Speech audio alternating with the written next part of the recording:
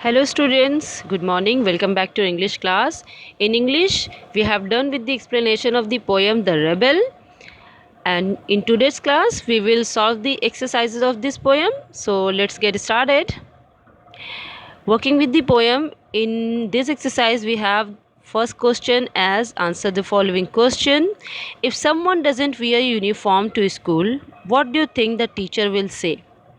So we can write the answer as I think the teacher will scold the student if he or she does not wear a uniform to school.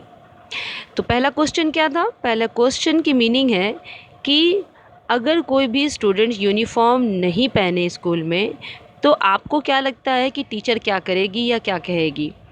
तो answer आप लिख सकते हो अपने accordingly भी, you can right also. I think the teacher will scold the student if she or he does not wear uniform to school. मुझे लगता है कि जो बच्चा यूनिफॉर्म नहीं पहनेगा स्कूल में तो टीचर उसे डांटेगी. Okay. Now, when everyone wants a clear sky, what does the rebel want most? Question की मीनिंग क्या है कि जब सबको एक क्लियर स्काई मीन्स खुला आसमान पसंद होता है, साफ़ मौसम पसंद होता है, तो उस वक्त एक रेबल की सोच क्या होती है, वो क्या चाहता है? So you can write the answer as when everyone wants a clear sky the rebel wants to the sun to show up. जब सारे लोगों को, दूसरे लोगों को क्लियर स्काई चाहिए हो, पसंद होता है उस वक्त, तो रेबल ये चाहता है कि उस वक्त सूरज निकले. Okay. Third one is if the rebel has a dog for a pet what is everyone else likely to have. अगर एक रेबल के पास उसके पेट के तौर पे एक डॉग है तो फिर उस वक्त दूसरों को क्या पसंद होगा, मीन्स आपको क्या लगता है, what you can assume, what is your assumption. Okay. So you can write the answer as if the rebel has a dog for a pet, it is very obviously that a rebel likes to do the opposite thing of others. Okay. So you can write the answer as if the rebel has a dog for a pet, everyone else likely to have cats as pets. तो अगर rebel के पास एक dog है तो इसका मतलब बहुत ही clear है कि उस वक्त दूसरों के पास उनको बिल्लियाँ पालना ज़्यादा पसंद होगा. Why is it good to have rebels? तो विद्रोहियों का होना, सोसाइटी में जितने भी लोग ऐसे हैं जो रेबल मीन्स अपोजिट, दूसरों से बिल्कुल अलग डिफरेंट सोच रखते हैं, उनका होना कहाँ से अच्छा है या क्यों अच्छा है? आपको क्या ऐसा लगता है? What do you think about it? So your answer would be it is good to have rebels because they make the society livelier and they teach us to accept and respect the difference between the thought process of people around us.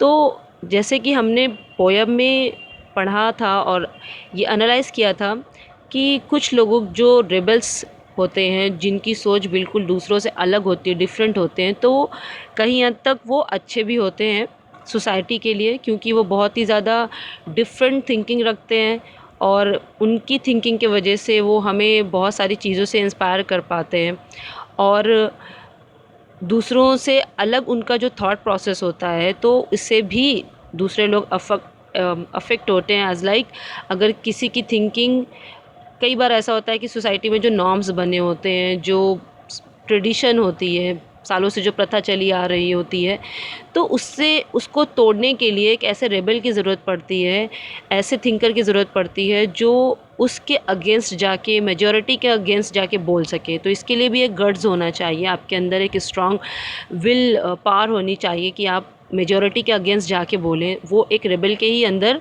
वो quality मौजूद होती है कि दूसरों से वो against जाके बोल सके. तो इस तरह से वो जो सोसाइटी के ऐसे नॉर्म्स हैं जो ह्यूमैनिटी को फॉलो नहीं करते हैं, तो उनको वो ईज़िली ब्रेक कर सकता है अपनी थॉट प्रोसेस से.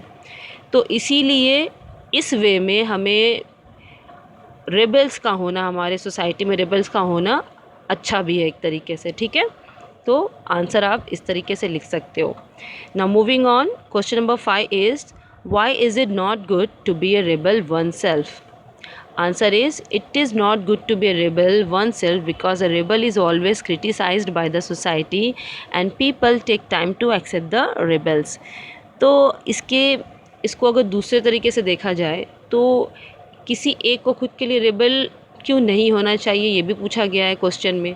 तो इसका आंसर में हम ये कह सकते हैं कि yes, it is not good to be rebel oneself means अपने आप को बिल्कुल रेबल बना लेना या विद्रोही बना लेना अच्छी बात नहीं है। हमें ऐसा नहीं करना चाहिए क्योंकि जो विद्रोही होता है सोसाइटी के लोग उसको हमेशा क्रिटिसाइज़ करते हैं, उसके बारे में हमेशा बुरी बातें बोलते हैं, हमेशा उसको उसकी जो गलतियां हैं उनके बारे में बात की जाती है और सोसाइटी को ऐसे लोगों को एक्सेप्ट करने में बहुत टाइम लगता है। वो जल्दी जो डिफरेंट सोच रखते हैं या डिफरेंट थिंकिंग रखते हैं उनकी बातों को जल्दी एक्सेप्ट नहीं करते हैं। तो इस वजह से it is not good to be a rebel oneself. Okay, moving on, question number 6 is, would you like to be a rebel? If yes, why? If not, why not? Question बहुत ही interesting है, it is very interesting question कि क्या आपको rebel बनना पसंद है या होगा, क्या आप रेबल बनना पसंद करोगे, मीन्स आपकी थिंकिंग क्या है, अगर यस तो क्यों और अगर नहीं तो वो क्यों। See it depends on your thinking. इसका आंसर आपको खुद चूज़ करना है कि आप क्या लिखोगे। As like it is up to you, what do you think personally, what is your choice. अगर आप सच में दूसरों से डिफरेंट बनना चाहते हो, बनना क्या, आपकी जो थिंकिंग होती है अगर आप डिफरेंट रखते हो यूजुअली तो आपका आंसर यस में होगा, इट इज़ वेरी ऑब्वियस। तो अगर आपकी थिंकिंग ऐसी है तो आप आंसर में लिखोगे yes, I would like to be a rebel because I want to change those norms of the society that do not serve the humanity. तो आपने क्या बोला, अगर आपकी थिंकिंग ऐसी है कि आप रेबल बनना पसंद करते हो, दूसरों से अलग थिंकिंग है आपकी, तो आप बोलोगे हाँ मुझे रेबल बनना पसंद होगा क्योंकि मैं ऐसे नॉर्म्स को, ऐसी प्रथाओं को, सोसाइटी की, समाज की ऐसी बुराइयों को तोड़ना चाहूँगी या चाहूँगा जो ह्यूमैनिटी को सर्व नहीं करती, यानी कि जो इंसानियत को नहीं मानती या उसको सर्व नहीं करती है। ठीक है, अगर आपका आंसर नो में है, अगर आप नहीं बनना चाहते और आपको ऐसे लोग नहीं पसंद है जो हर बात पर अपना डिसअग्रीमेंट शो करें, तो आप आंसर सिंपली लिख सकते हो no, I would not like to be a rebel because I don't have the guts to opposes the majority and moreover I can't hurt the feeling of the people. I don't want to be a source of bitterness among the people. तो आप simply, अगर आपके अंदर ये thinking नहीं है और आपको ऐसे लोग नहीं पसंद है, तो आप सेकंड ऑप्शन भी चूज़ कर सकते हो एज एन आंसर। तो आप लिख सकते हो कि नहीं, मुझे रेबल बनना नहीं पसंद होगा क्योंकि मेरे अंदर इतना गट्स नहीं है कि मैं मेजॉरिटी को अगेंस्ट जा सकूं, उसको अपोज कर सकूं, और साथ ही साथ मैं दूसरों की फीलिंग्स को हर्ट भी करना पसंद नहीं करता या करती हूँ, और साथ ही मुझे लोगों के बीच में एक कड़वाहट का एक स्रोत या सोर्स नहीं बनना है। तो इन सब वजहों से अगर आप ऐसा एक रिबल बनना नहीं चाहते हो या नहीं पसंद आपको, तो आप सेकंड ऑप्शन चूज़ करके ये आंसर लिख सकते हो। Okay, so I have given both the answers and according to your thinking you should opt for the correct one. जो आपकी थिंकिंग है वो आप आंसर इसमें से चूज़ करके अपनी कॉपी पे लिखेंगे। Okay, if yes, you can write the first answer. If it is in no, then you can go for the second answer. I hope you have understood. Okay, so let's move on further. Question number 2 is, find in the poem an antonym, a word opposite in the meaning, as you know, for each of the following words. तो हमें simply antonym find out करना है दिए हुए words के, long, grow, quietness, sober, lost. So here we have the answer.